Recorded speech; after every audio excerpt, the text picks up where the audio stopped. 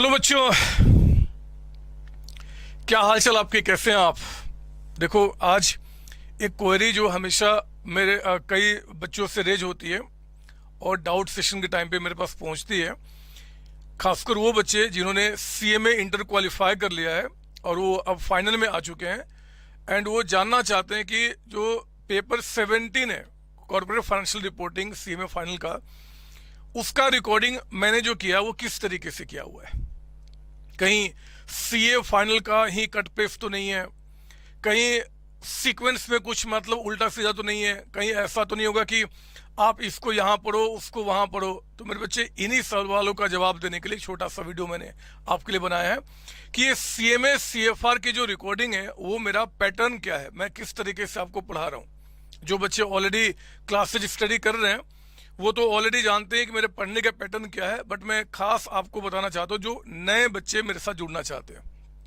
देखो, पहले तो मैं आपको बता दूं कि क्लासेज को रिकॉर्ड करते समय मैंने एक चीज का बहुत बड़ा मतलब अच्छी तरीके से ख्याल रखा है कि आपको सिर्फ इसको स्टडी करके पास ही नहीं होना है या फिर आपको सिर्फ अच्छे मार्क्स नहीं लाने हैं। आपको इनको स्टडी करने के बाद अब आपको इंडस्ट्री में जाना है, जॉब करने के लिए अपनी प्रैक्टिस स्टार्ट करनी है। और अगर उन कंपनीज के अंदर में आपकी ऑडिटिंग या आपका प्रैक्टिस शुरू होता है जो इंड एस को फॉलो करते हैं, तो वहां पे आपको एक कंपेटेबल नॉलेज होना चाहिए, मतलब किसी से भी आप compete कर पाए ऐसा नॉलेज होना चाहिए। तो मेरे बच्चे, कोर्स को डिजाइन करते समय मैंने इस बात का खास ख्याल रखा है। इवन इंस्टीट्यूट ने कुछ इंडेक्स जी का उन्होंने शॉर्ट डिस्क्रिप्शन किया है, मैंने थोड़ा सा उसको एलिबोरेट किया हुआ है ताकि आप बहुत अच्छी तरीके से किसी भी दूसरे बच्चों के साथ आप compete कर पाए इंडस्ट्री के अंदर में। आपका नॉलेज इस तरीके से हो कि आप कम मतलब किसी भी बच्चे से किसी भी इंडस्ट्री में किसी भी आपका प्लेसमेंट सेल के सामने आप प्रॉपर तरीके से जवाब दे पाए। बच्चों, कंप्लीटली मैंने आपके इंस्टीट्यूट के स्टडी मटेरियल को फोकस किया हुआ है। फोकस करने का मतलब ये नहीं कि मैंने सिर्फ उन्हीं क्वेश्चंस को कराए हैं। पता नहीं आपके इंस्टीट्यूट ने जो प्रैक्टिकल क्वेश्चंस है वो क्यों बहुत कम डाले हैं, मुझे नहीं पता, शायद वो आगे उसको ठीक करें। लेकिन मैंने इसका खास ख्याल रखा हुआ है प्रॉपर तरीके से किसी भी कॉन्सेप्ट को समझाने के लिए जितने भी क्वेश्चंस बन सकते हैं उन सारे क्वेश्चंस को मैंने कॉन्सेप्ट बिल्डिंग क्वेश्चन में स्टेप बाय स्टेप कवर किया है। पहले सिंपल क्वेश्चन, फिर थोड़ा टफ, फिर थोड़ा टफ, फिर जो मेरा बाकी पढ़ाने का तरीका है सेम वही तरीका मैंने यहाँ पे फॉलो किया है। इससे फायदा क्या होता है, आपके कॉन्सेप्ट बहुत अच्छी तरीके से स्ट्रॉन्ग हो जाते हैं। आप किसी भी क्वेश्चंस को करने के लिए आप तैयार रहते हो। इंस्टीट्यूट जहां तक सोच सकता है एग्जाम में क्वेश्चन डालने के लिए उन सबको मैंने कवर किया है। 100% आपके इंस्टीट्यूट के स्टडी मटेरियल के जो क्वेश्चन है वो भी मैंने कवर किए हुए। एक चीज और मैं बता दूं, जो इंड एस उन्होंने डाला हुआ है उस इंड एस को समझाने के लिए भी मैंने पूरी कोशिश की है कि आपके पास कुछ प्रैक्टिकल क्वेश्चंस हैं, क्योंकि मैं हमेशा जो तरीका फॉलो करता हूं वही तरीका यहां भी फॉलो किया है। मैंने थ्योरी को भी आपको प्रैक्टिकल बेस्ड क्वेश्चन बनाते हुए, केस स्टडी बनाते हुए मैंने उसको सॉल्व कराया है। फिर आपको एक शॉर्ट नोट मैंने दिया हुआ है और उसके बाद आपके बुक जो मेरा आपके पास जाएगा या गया होगा उसके अंदर में हर एक चीज का डिटेल डिस्कशन की एग्जाम में क्वेश्चन आ जाए, 1 नंबर में तो कैसे लिखना है, 2 नंबर में तो कैसे लिखना है, 4 नंबर में कैसे लिखना है, उस पूरे वीडियो क्लास में मैंने इसका डिस्कशन किया हुआ है। आपको यहां देखेंगे, आप यहां पे section A, section B, C, D और फिर आपका ई, ये 5 सेक्शन में पूरे इंस्टीट्यूट ने आपके कोर्स को डिवाइड किया है। मेरे बच्चे ध्यान देना, पहले सेक्शन के अंदर में उन्होंने कहा गैप एंड अकाउंटिंग स्टैंडर्ड। इसमें मैंने क्या किया है कि जो रिकॉर्डिंग्स आपको दी हुई हैं उसमें 2 पार्ट उसका किया हुआ है, पार्ट ए और पार्ट बी। पार्ट ए जो कंप्लीट आपका अकाउंटिंग स्टैंडर्ड है, आपको पता होगा कि ये आपको 20 मार्क्स का वेटेज है, इसका वेटेज 20 मार्क्स का है आपके इंस्टीट्यूट के मुताबिक। तो 20 मार्क्स में कहते हैं कि सारे अकाउंटिंग स्टैंडर्ड का नॉलेज होना चाहिए। और ए सेक्शन के अंदर में उन्होंने सारे इंडेक्स का भी शॉर्ट डिस्क्रिप्शन किया है और फिर कुछ इंडेक्स का उन्होंने प्रॉपर एक्सप्लेनेशन किया है, जैसे कि इंडेक्स 1, 2, 7, 10 और इसके बाद 101। तो मैंने क्या किया बच्चे, जितने भी इनके अकाउंटिंग स्टैंडर्ड है ना उसको पार्ट ए में डाल दिया है और पार्ट बी में हमने इंडेक्स की शुरुआत की है।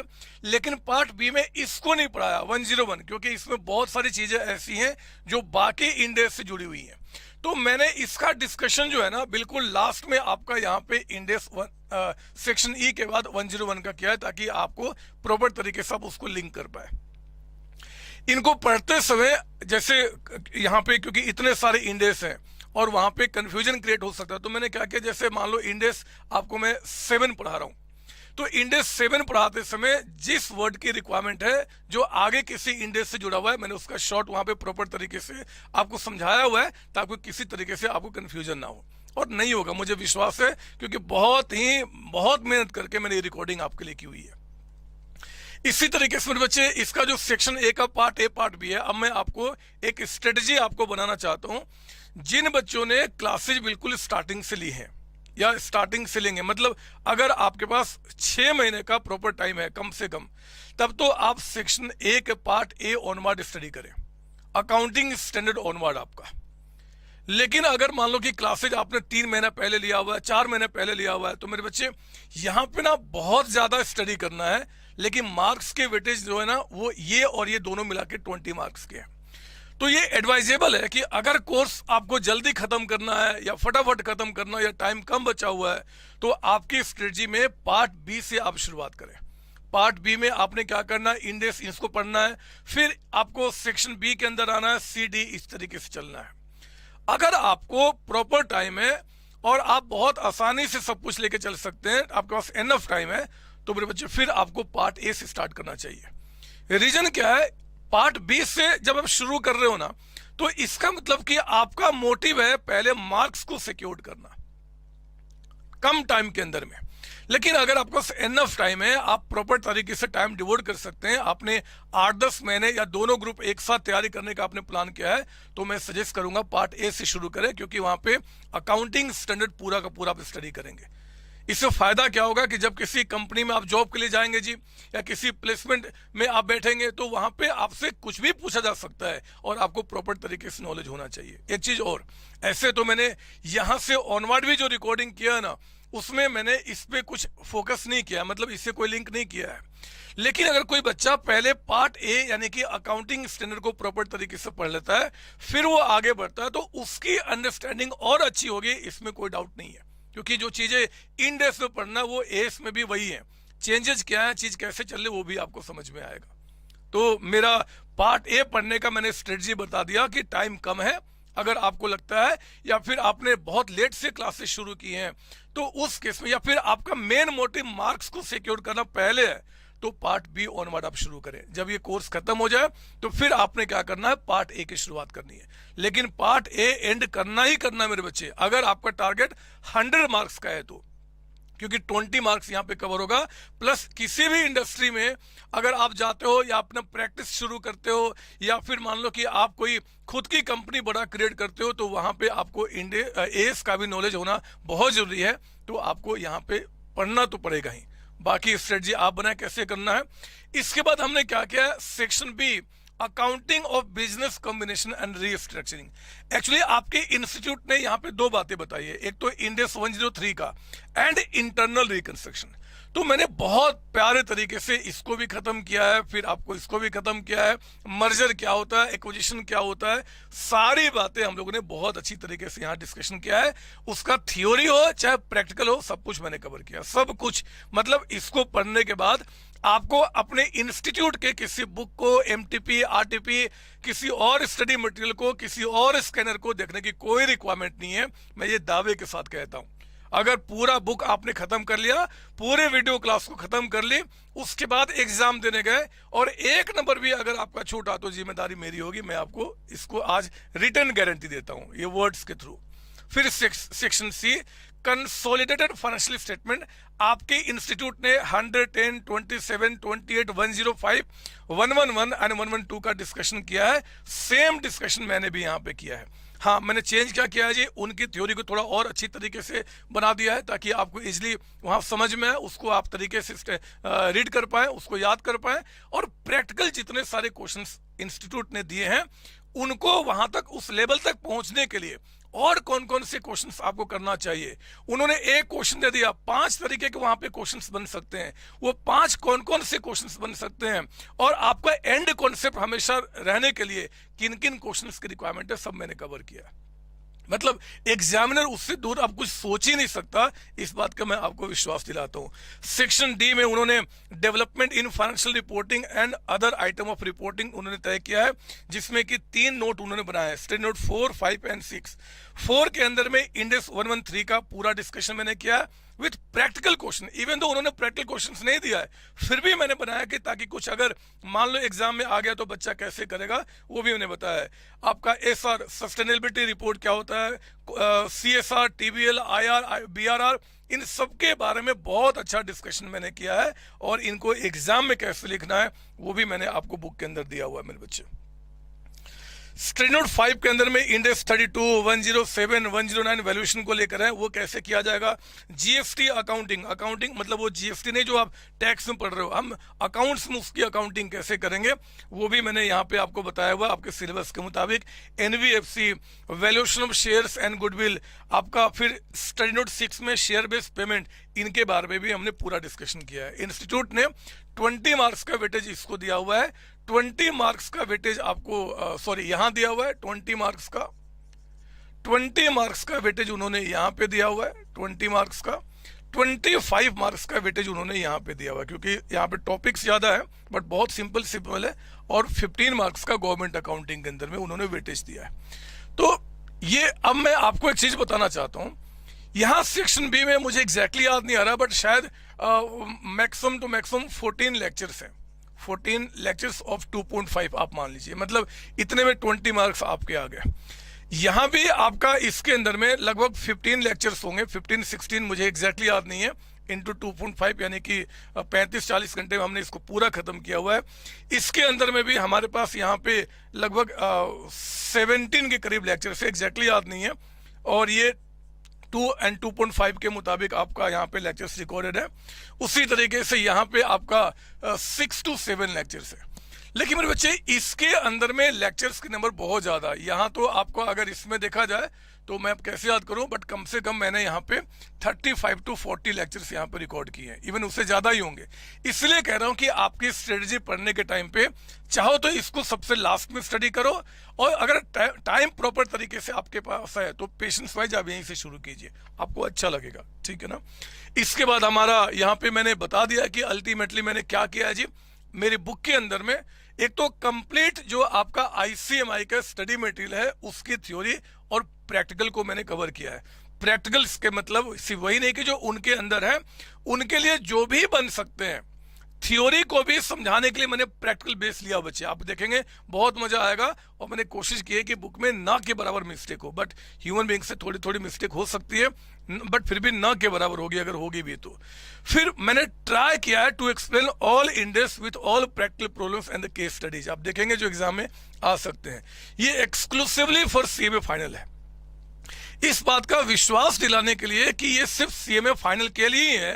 मेरे बच्चे मैंने सीए फाइनल की रिकॉर्डिंग का लॉन्चिंग जो डेट रखा हुआ है वो 2021 में रखा हुआ है, मतलब आपको ये इंश्योर हो जाए। इवन दो मैं चाहूं तो जो रिकॉर्डिंग यहाँ पे उनका 80-85% वहां पे कट पेस्ट कर सकता था या उनका यहाँ पे कर सकता था, लेकिन इस बात को पूरा फुल डेडिकेशन दिखाने के लिए कि मैंने ये सब कुछ सिर्फ आपके लिए किया है, सीएमए फाइनल के लिए। सीए फाइनल का जो सीएफआर है उसका लॉन्चिंग डेट मैंने 2021 में रखा है। 2021 में ऑनवर्ड जो बच्चे मेरे सीए इंटर वाले हैं या जो वेट कर रहे हैं कि सर सीए फाइनल का लॉन्च करें, वो अगले साल आपको दिखेगा कंप्लीटली आपके स्टडी मटेरियल, आपके केस स्टडीज के बेस पे। एक चीज और बता दूं, दोनों में एक्चुअली बच्चे एक छोटा सा डिफरेंस है, एक्चुअली छोटा नहीं बहुत बड़ा सा डिफरेंस।